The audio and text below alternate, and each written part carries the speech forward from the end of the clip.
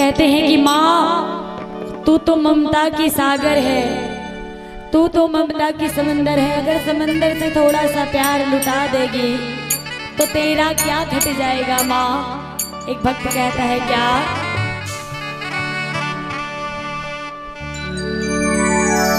कि दे दे थोड़ा प्यार,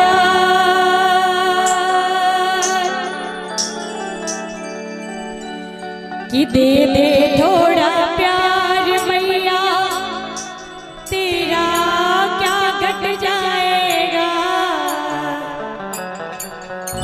कि दे दे थोड़ा प्यार,